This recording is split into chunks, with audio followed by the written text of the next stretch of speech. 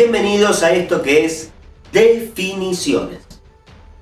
En este segundo capítulo vamos a seguir trabajando con el concepto de Estado, pero principalmente diferenciándolo de lo que es el concepto de gobierno. Gobierno, que viene de la palabra griega kubernein, que significa tripular un barco, manejar un barco, pilotear un barco, justamente nos hace referencia directa a lo que es la definición de gobierno. El Estado es la estructura, ¿sí?, que tiene un territorio, que tiene una población, una estructura jurídica, económica, que debe ser dirigida por ese poder político, que es el gobierno. Repasemos.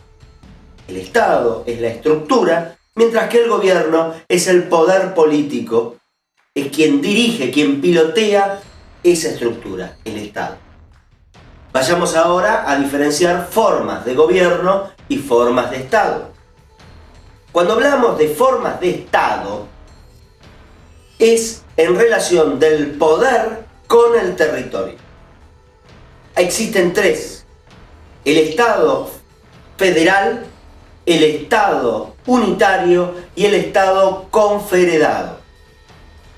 El Estado federal se refiere a un poder central que reconoce en su territorio y otorga autonomías y la posibilidad de ejercer su soberanía dentro de ese Estado.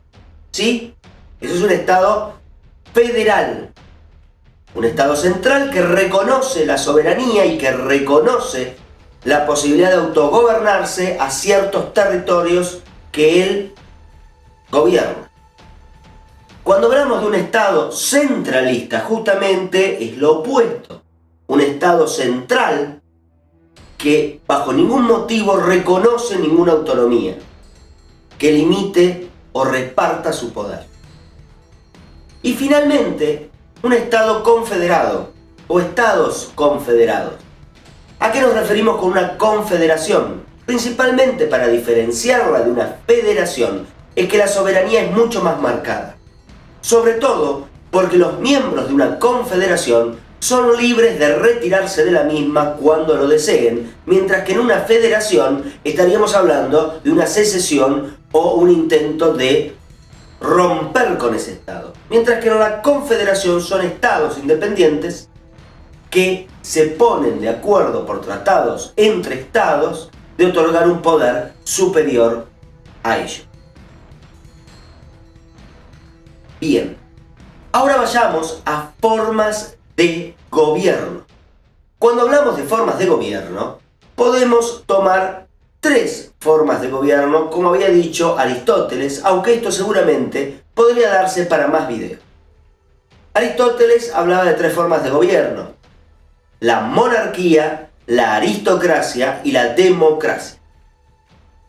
Estas eran las formas puras. ¿Por qué puras? Porque se dedicaban a trabajar según su forma, pero siempre por el bien común.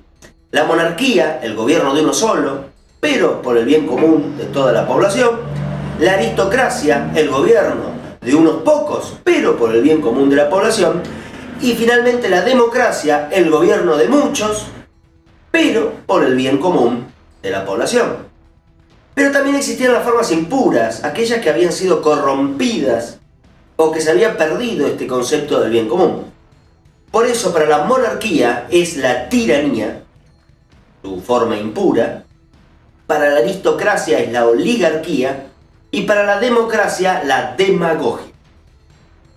Bien, esta es una primera definición de formas de gobierno. También cabería aclarar que actualmente hay dos formas de gobierno existentes: los estados monárquicos, que se pueden diferenciar entre monarquías limitadas o constitucionales o absolutas, y las repúblicas. Pero esto seguramente irá para otro video en definiciones.